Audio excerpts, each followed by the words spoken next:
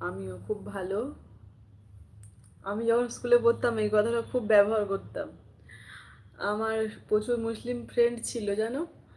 আর ওরা কোনো কিছু হলে সবসময় আমি তখন বুঝতাম না যে মানে আলহামদুলিল্লাহ মানে আল্লাহর ইচ্ছায়। তখন আমি জানতাম না, আমি জানি বলে দিত। তো কি হয়েছে ওটা সবসময় বলতো।